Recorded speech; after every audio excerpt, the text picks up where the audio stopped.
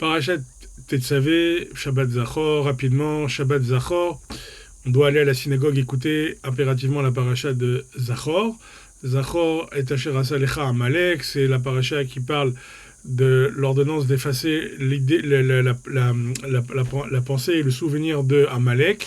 Amalek, c'est l'ennemi d'Israël depuis toujours, celui qui veut exterminer le peuple juif, qui fait une guerre contre Dieu en voulant exterminer tout le peuple juif.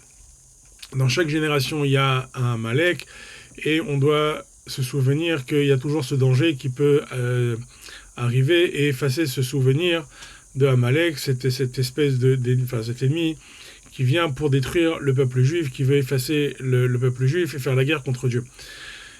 Donc on a la mitzvah chaque Shabbat avant Purim d'aller écouter cette paracha à la synagogue. Même les femmes qui ne sont pas tenues aux mitzvot positives liées au temps, mitzvot aseh shazman grama, nashim pturot, aval, c'est bien quand même qu'elles aillent écouter parachat Zachor. Je sais que dans plusieurs synagogues en général, d'ailleurs c'est une ordonnance de la Torah pour les hommes, c'est une mise de Horaïta d'écouter le Shabbat Zachor. Il est important d'écouter dans un Sefer Torah qui soit caché le plus mémoudar possible, le plus joli, le mieux écrit possible et le plus caché possible. D'écouter en général dans la langue, dans la façon dont on a l'habitude de lire la paracha, c'est-à-dire que les Sfarad, ils doivent écouter ça chez les Sfaradim et pas chez les Ashkenazim, chez Achenu Ashkenazim, ou même s'ils vont chez les Ashkenazim, demander à ce qu'un Sfarad puisse relire le morceau en Sfarad, en sachant que même l'écriture Ashkenaz, vous savez que l'écriture Ashkenaz des Sofrim n'est pas le même que chez les Sfarad, donc même pour ça il y a un problème. Il est préférable d'aller effectivement qu'on aille prier quand on est Sfarad juste le Shabbat, qu'on aille au moins écouter la paracha de Zachor chez les Sfarad, même si on veut prier chez les Ashkenaz parce qu'on a l'habitude. Mais adif de prier en tout cas du moins d'écouter le Shabbat Zachor, la paracha de Shabbat Zachor chez les Sfarad et également donc pour les Ashkenaz et pour les Thémanim aussi parce que les Thémanim ils ont une prononciation encore différente. Donc chacun écoute ce Shabbat, sa paracha de Zachor avec ses habitudes. C'est important, puisque c'est un ordre des Horaïta, c'est une misa de la Torah. Et donc même les femmes qui ne sont pas obligées normalement d'être, qui ne sont pas liées au temps, aux misot positifs qui sont liées au temps, elles sont aussi tenues d'aller écouter cette paracha de Zachor, même si ce n'est pas un ordre des Horaïta pour elles. Mais c'est bien pour elles quand même d'aller écouter la paracha de Zachor, puisque c'est lié avec Purim et Amalek qui était Aman, qui était un ennemi qui voulait détruire tout le peuple juif. Donc, on fait toujours cette paracha avant Purim, et donc, ce Shabbat, si Dieu veut, tout le monde va aller écouter Shabbat Zachor. Dans la paracha, elle commence par « Ve'ata tetzavé et bnei Israël ve'ikru elecha shemen katit lamao » On prendra de l'huile d'olive. Il demande à Kadosh Baruch Hu, il dit à Moshe, tu vas leur dire au Béné Israël de prendre de toi de l'huile d'olive pure, vierge, on appelle ça vierge, pour allumer la Maor, pour allumer la Menorah dans le Mishkan et dans le Beth Amikdash par la suite. Demande le Pnei David, qui est en fait un des livres du Rav Haïda, Rav David Azoulay, qui demande là-bas, il dit, qu'est-ce que ça veut dire Veikru Elecha? Ils prendront de toi. Après, est-ce que Moshe Rabbeinu c'est une olive? Est-ce que Moshe Rabbeinu c'est une huile d'olive lui-même? Qu'est-ce que ça veut dire prendre de toi de l'huile d'olive? Mais Moshe c'est pas une huile d'olive. Alors pourquoi on emploie cette façon de parler de prendre de toi? Alors, évidemment, on sait qu'on doit prendre de chacun des midot, des comportements d'Akadosh Baruch Hu et des valeurs d'Akadosh Baruch Hu, des attributs de Dieu, et se comporter, essayer de se rapprocher de ces vertus-là pour pouvoir vivre et savoir comment se comporter. Et bien sûr, à travers ça, voir nos maîtres, comme Moshe Rabbeinu, et apprendre d'eux-mêmes. Quelle était la vertu principale de Moshe Rabbeinu? Évidemment, c'est quoi? C'est la modestie. Aïch Moshe Anav Meod Meod, comme dit Akadosh Baruch Hu, que le Moshe était l'homme le plus modeste qui existe. Et donc Dieu nous demande en fait de prendre de lui cette mida qui est la mida de la modestie. La Gemara dans Masechet Sota Daf He Amud Aleph, elle dit que celui qui est modeste, Akadosh Baruch Hu, il fait de lui sa merkava, il fait de lui son kaviachol, il fait comme sa résidence sur la terre, il repose sur celui qui est modeste. On apprend de ça que quand il a fait Matan Torah, il n'a pas choisi la montagne la plus grande, tout le monde le sait, il a choisi le Har Sinaï parce qu'elle était la plus petite, il aime le Ham Israël parce qu'il est le plus petit. Nous, aujourd'hui, on cherche toujours à savoir qu'est-ce qui est le plus grand rabbin, le plus grand ci, le plus grand ça, celui qui est le plus connu, celui qui est le plus ci, le plus ça, le plus. Akadosh Baruch Hu, c'est tout l'inverse, il veut tout ce qu'il y a de plus petit. Plus c'est petit, plus il s'installe, plus il se sent, il voit quelque chose qui est presque invisible, alors plus il est là-bas. C'est la mida de Moshe Rabbeinu. Moshe Rabbeinu, il a pris ça, cet Arnava, et donc, il demande, il dit, Kadosh Baruch Hu, fais que les bénis Israël, ils prennent de toi. Moshe Rabbeinu, un leader, il peut dire, ouais, ils ont qu'à prendre exemple sur moi, qu'est-ce que tu veux que je fasse? Moshe Rabbeinu, il écoute ça. Et Dafka, c'est pas anodin qui demande ça dans cette paracha. Vous savez pourquoi? Parce que dans cette paracha, le nom de Moshe va pas apparaître, parce qu'à un moment donné, Moshe Rabbeinu, il va défendre les bénis Israël quand ils vont faire des bêtises, et il va dire Mehanina misifrecha, efface-moi de ton livre. Et Akadosh Baruch Hu va écouter ce qu'il a dit, il va l'effacer du livre dans cette paracha-là, et on ne verra pas le nom de Moshe, par modestie.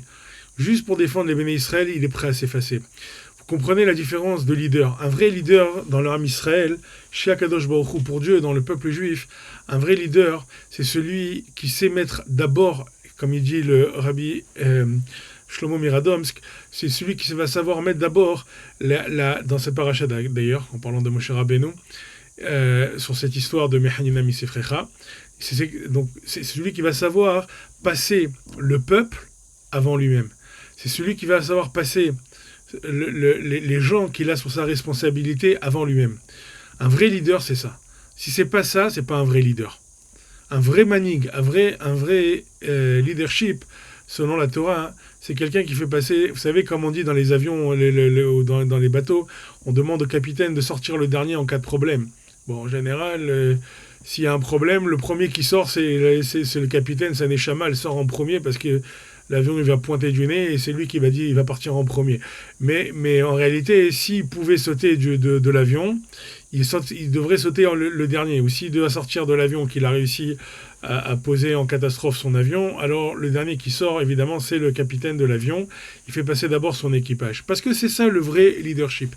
Le vrai leadership, c'est celui qui passe en dernier, qui fait passer d'abord les intérêts de ses employés, les intérêts des gens qui sont sous lui, pour pouvoir les faire avancer. S'ils sont sous sa direction, c'est que il doit lui être en dessous. Il doit comprendre que il doit les faire passer avant pour pouvoir être vraiment un chef. Si c'est pas ça, c'est pas un chef. Et de toute façon, même les gens qui sont autour de lui, ils comprendront que ce n'est pas un chef. Ils le ressentiront, ils verront, ils se sentiront pas en sécurité parce qu'ils comprendront que c'est pas un réel chef, il est gentil, quoi. Il cherche ses intérêts, il se protège lui d'abord, moi d'abord, le reste du monde après. Je jette tout le monde dehors, mais moi je reste encore dans le truc pour sauver mes intérêts et les autres, j'en ai rien à cirer. Ça, c'est pas du tout une mentalité ni de juif ni de leader. Voilà, ça c'est d'avoir Rishon. Donc, vous savez, il y a même des présidents qui préparent les avions avant même les guerres pour pouvoir se sauver. Et ils sentent comme ça, quelques jours avant une guerre, ils préparent un avion atomique qui n'a jamais servi, puis ils vont le mettre en rénovation, ils vont le préparer pour se sauver en cas de guerre atomique. Il prépare sa fuite et il met son peuple en danger. C'est pas un leader, je vais pas dire le mot, mais c'est évident que c'est pas un leader et encore moins un leader juif selon la Torah. Moshe Rabbeinu a tout l'inverse. Moshe Rabbeinu, il accepte la mission d'Akadosh Baruch Hu. On voit qu'à chaque fois, on prend de lui la lumière. On voit les 70 justes, les 70 chachamim qui vont sortir de lui. On va dire que, comme Rashi l'explique, c'est comme une bougie. On prend le feu à partir d'une flamme et on allume d'autres flammes, d'autres bougies et grâce à cette lumière-là. Et Moshe, ça ne le dérange pas. Moshe, ça ne le dérange pas du tout, au contraire. Il continue, il est tellement anav, c'est pas un problème pour lui. Donc dans la paracha, il dit Vata tetzavé el bnei Israël, et donc tu vas prendre quoi? Veikru elecha. Ils vont prendre de toi. Prendre quoi? La anava, comment on appelle ça? La modestie. Ils vont prendre ta mida à toi. Et donc, on sait que dans Masechet Shabbat, dans le Pérec de Mamé Malikin, on parle là-bas comment on appelle, de l'huile d'olive. Avec quoi on allume les nérodes de Shabbat. Là-bas, il y a une mahloket, il y en a qui mènent différentes. D'ailleurs, c'est une Mishnah qu'on lit aussi dans le vendredi soir chez les Sfaradim, même chez les Ashkenazim, on lit Mamé Malikin. Et on voit qu'avec quelle huile on doit allumer les nérodes de Shabbat. Et Kamouvan, on dit En Madlikin est là, Bishemen Zaïd Bilvad. Et dans la Gemara, là-bas, on dit que celui qui allume avec de l'huile d'olive, alors il mérite, c'est une ségoula. Pourquoi? Pour avoir des enfants Talmid Hacham, pour avoir des enfants des grands Talmidei Hachamim. Nous, en tant que juifs, qu'est-ce qu'on cherche? On cherche spécialement à ce que nos enfants ils soient Talmidei Chachamim. On ne cherche pas à ce que nos enfants ils soient des grands médecins, des grands ingénieurs, des grands physiciens, c'est pas ça le but d'un juif. Kamouvan, c'est pas ça, c'est accessoire. S'il doit travailler, alors qu'il travaille, c'est d'ailleurs. Mais qu'il ne soit pas, comme dire à Moshe Feinstein, s'il le fait, alors qu'il le fasse bien et qu'il soit fort. Mais c'est pas le tachlit du Bnei Adam d'un juif. C'est pas la finalité d'un juif. C'est un moyen de gagner sa vie, évidemment, mais ce n'est pas une finalité en soi. Et dans l'absolu, l'homme, comme il est marqué dans Masechet Kiddushin à la fin, l'homme, il doit faire en sorte que ses enfants soient des Talmidei Chachamim, des sages. Il doit faire tout pour qu'ils soient plus des sages qu'autre chose. Vous savez combien de fois j'ai des parents qui viennent me demander et qui sont inquiets pour l'avenir de leur gosse, mais un avenir qui est matériel. Et en fait, je me rends compte qu'ils ne sont même pas inquiets une seconde pour leur avenir spirituel. Ils n'ont aucune, mais vraiment, je vous assure, c'est phénoménal.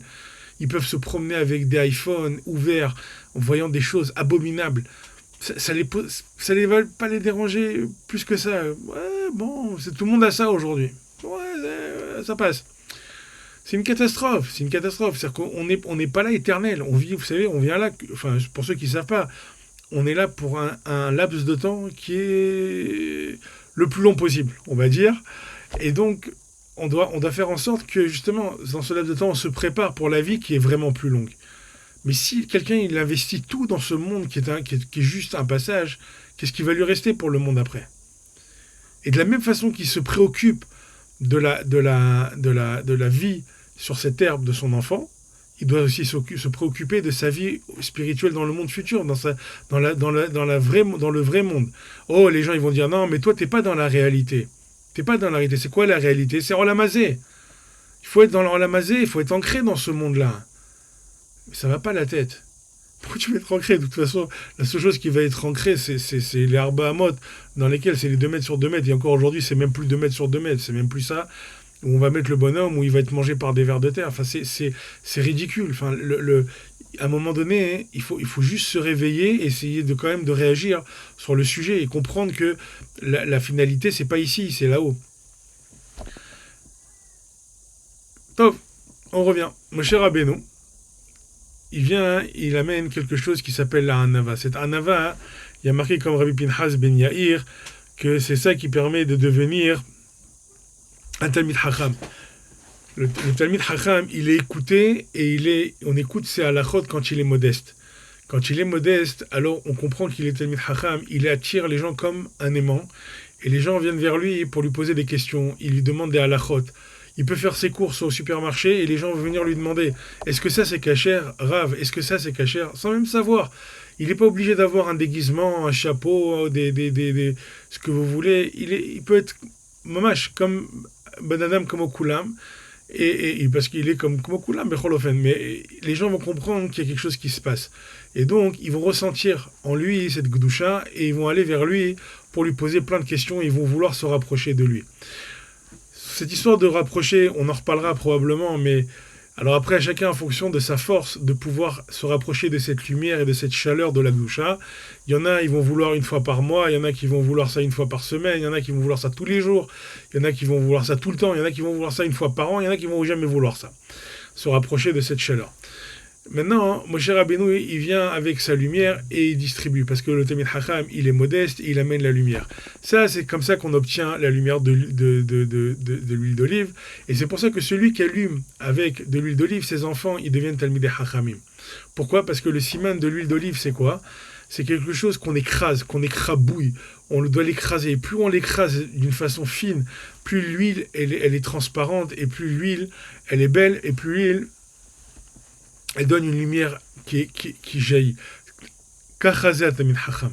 Tamid Chacham, plus on l'écrase, plus on se moque de lui, plus on l'écrabouille, plus il a des épreuves, plus la lumière, elle sort. Et quelle lumière ? Qu'est-ce qui sort de ces gens-là ? Qu'est-ce qui sort de cette olive ? Regardez Moshe Rabbeinu, Adkama, il a amené la lumière. La Yehudim Aïta Ora Vesimcha Vesason Veikar. Pour les Juifs, il y avait de la lumière et de la joie. La joie ne peut venir qu'avec la lumière. C'est quoi la lumière ? C'est la Torah. La Torah, elle ne vient, il n'y a que ça qui ramène la Torah, qui ramène la Simcha. Regardez, dans toutes ces histoires-là de Simcha, on voit qu'on dit pour Av, Mema'atim Besimcha. Quand le mois de Av, il arrive, alors on descend la Simcha. Et pour Adar, on dit Mishenichnas Adar, Marbim Besimcha. Pour Av, on explique comment on fait pour réduire la Simcha. On n'a pas le droit de se laver à un certain moment avec de l'eau chaude, ou il y en a qui ne veulent même pas se laver du tout, qui sont plus marmirim pendant quelques jours. On n'écoute pas de musique, on ne boit pas du vin, on ne mange pas de viande. Vechoulé. Ça, c'est la partie, on ne va pas parler de ça maintenant, parce que mais il y a une liste. Il y a une liste pour expliquer comment on fait. Pourquoi il n'y a pas une liste pour la simha ? Pourquoi on n'explique pas comment on doit être sa mère, on augmente la simha ? Pourquoi on ne dit pas, par exemple, écouter de la musique, boire du vin tout le mois de Hadar ? Je ne sais pas, prendre plus de douches, ça rend sa mère. Il n'y a pas de liste, il n'y a rien, il y a marqué juste Michel Nichnas Hadar, Marbim Besimcha, Mazal Simcha Azot. La première Simcha, c'est la Torah.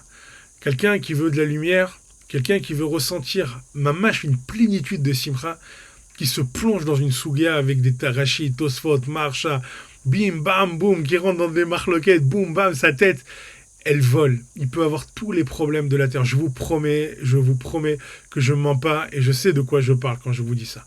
Je vous assure, le monde, il peut trembler, tout peut se passer, mais quand on est avec sa Gemara, même assis par terre dans la rue, sans maison, je vous promets que c'est vrai. Dès qu'on plonge dans sa Gemara, on peut être en larmes, effondré, terrifié, pas savoir qu'est-ce qu'on va manger demain. Mais à partir du moment où on rentre dans la Gemara, tout s'arrête. Tout s'arrête. Comme si il n'y avait plus rien, que de la lumière. La lumière, elle jaillit, mais d'une puissance. Et plus on est écrasé, comme cette olive, comme Moshe Rabbeinu, et plus la lumière, elle jaillit. Katit la Maor. C'est ça le siman quand une maman, elle allume la nérote de Shabbat.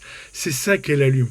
La neshama de son enfant. Il y a marqué dans tous les sifrei Hasidim, dans tous les sifrei Kodesh, il y a marqué que tout le Inyan là-bas dans la Gemara de Masechet Shabbat, dans le Pérek de Bamim Malikin, on parle que des neshamot là-bas. On parle que des neshamot. C'est un babchat, on parle à l'alacha, c'est-à-dire qu'avec quoi on allume ça, cette huile-là, pas cette huile, avec ces bougies, pas bougies.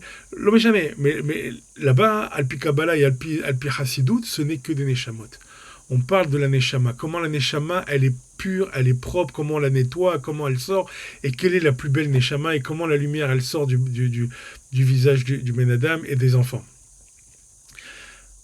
Et sur ça, on va finir. Il y a marqué la Yehudi Maïta Rav Simcha Vesason Vikar, mais la Yeshua, en réalité, elle a commencé avant. Et elle a commencé quand il y a eu le Mordechai qui est sorti. Vous savez, quand Mordechai, il a été habillé avec les habits de Hachvérosh, et que Haman Aracha, il marchait mot Vézicho, il est sorti avec le cheval, et il criait dans la rue, Kachaya Aselaïch, comme ça, il fait le roi à l'homme qu'il aime, qui est important pour lui. Et mais avant ça, qu'est-ce qu'il y a marqué? Ou Mordechai Yatsam ilifne Amelech, Bilvush Malchut Techel et Vacho. Et on dit d'ailleurs la fameuse chanson qu'on a toujours en disant Shoshanat Yaakov, Tsa'al Ave Samecha Kiro.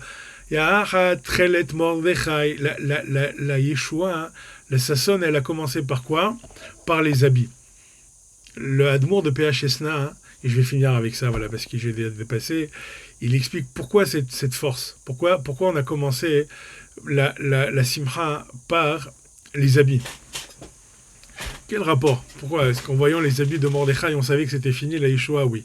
Oui, vous savez pourquoi? Parce que, très rapidement, et c'est lié d'abord aussi avec Amalek, c'est lié avec Amalek. Il faut savoir que quand on fait une guerre contre Amalek, il y a deux options. Soit on va tuer Amalek, mais il va y avoir malheureusement aussi des Bnei Israël qui vont être impactés dans cette guerre, et il va y avoir, Dieu préserve, des soldats qui tombent, et des guerriers qui tombent. Et ça, c'est dans la Midatadin. C'est des gens qui pensent qu'il faut faire la guerre en permanence. Ils comprennent pas que c'est pas comme ça qu'on vit quand on est juif. Le juif, il est pas né avec un glaive à la main. C'est faux, c'est archi faux. Sa fierté d'avoir un glaive, ça c'est pour les nations et autres, c'est pas du tout pour le juif. Le juif, il a aucune agressivité. Il n'est pas fait pour faire la guerre, il n'est pas été conçu pour se battre. Il a été conçu juste pour servir Dieu, c'est tout. C'est pas ça sa mission. Mais quand il va faire la guerre contre Amalek, la guerre contre Amalek, elle est pour Dieu, pas pour sa fierté, pas pour se venger, pour venger Dieu, pour comprendre la gravité de ce que veut Amalek.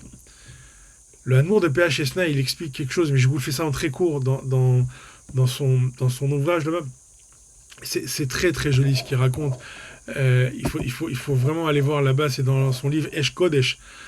Très très beau livre. Dans l'année Tavshin Bet, sur Purim, là-bas il raconte que il y a différentes sortes de délivrance. Vous savez, il y a des hommes, ils commencent par l'inverse, ils commencent par des épreuves, et il dit qu'il y a des épreuves qui viennent chez un Ben Adam, et le Ben Adam, il peut ne pas les montrer aux autres. Il va voir plein de petites épreuves qui vont pas le déranger plus que ça, il va les garder en lui, dans son cœur, et personne ne verra rien, et ça passe. Si à Chazé Shalom, les épreuves, elles augmentent, et la gravité des épreuves augmente, alors on commence à voir sur son visage, et sur son corps, et sur ses habits, on voit des changements. Dieu nous en préserve. Et là, les gens ils commencent à comprendre que le bonhomme, il a des problèmes, et que ces problèmes sont graves. À l'inverse, quelqu'un qui a une Yeshua, c'est pareil. Quelqu'un qui a une Yeshua, il peut avoir des petites délivrances, et les gens ne vont pas voir. Il va avoir une simcha dans son cœur. Mais plus la délivrance, elle est grande, et plus la simcha, elle enveloppe. C'est exactement ça quand on dit que Trelet Mordechai. Ils ont vu le bleu azur sur les habits de Mordechai, ils ont compris. Quand on voit, vous savez, des fois, ils voient des gens bien habillés, et ils se disent, tu vois, celui-là, il veut montrer des signes de richesse. Ya Hamar, pourquoi tu as une ra? Pourquoi tu vois mal? C'est pas possible. Dis-toi que ce bonhomme, il a peut-être une Yeshua. Peut-être il est gaftan, il a besoin. Mais pourquoi toujours je juge mal l'autre? Pourquoi ça? Pense qu'il a une Yeshua, il a une délivrance et qu'il veut remercier Dieu. Il comprend que Dieu l'enveloppe, qu'il y a un or amakif qui l'enveloppe. Et c'est ce qui se passe avec Mordechai. Sûrement que les Amaratim, les Rechaim, ils ont dû dire, tu vois, pour qu'il se prend ce religieux, regarde comment il est habillé. Mais c'était pas le cas. Le rov des Juifs, qu'est-ce qu'ils ont fait? Ils ont dit, Shoshanat Yaakov, Tzahal Samecha. Ça, c'est la simcha du or amakif. Quand Akadosh Baruch Hu, il donne une Yeshua, sans Midatadin, contre Amalek, aucun Juif n'est tombé. Qu'est-ce qui est écrit dans la Megillah? Asher ishletu bahem hayehudim. Les Juifs, ils ont été cholettes. Ils ont été, mamash, ils ont attrapé tout l'Amalek, tous les bars. Il n'y a pas eu de victimes dans le camp d'Israël. Kacha be'ezrat Hashem yeh, kacha yeh gam etzlenu bechol dor vador. Bechol dor vador, il y aura la revach ve'atzlaha dans toutes nos générations, be'ezrat Hashem contre Amalek. Kadosh Baruch Hu nous donne des ennemis berahamim, sans toucher un seul cheveu du Ram Israël, qui fasse tomber tous nos ennemis, qu'il efface le souvenir d'Amalek avec lui et lui seul, et qu'on soit juste nous des pions qu'on déplace, et qu'on puisse chanter Mamash la Geoula Kerova Bimera Beyamenu Shoshanat Yaakov Tzahal Vesamecha Kirotam Kol HaYehudim Betrelet Mordechai. Shabbat Shalom.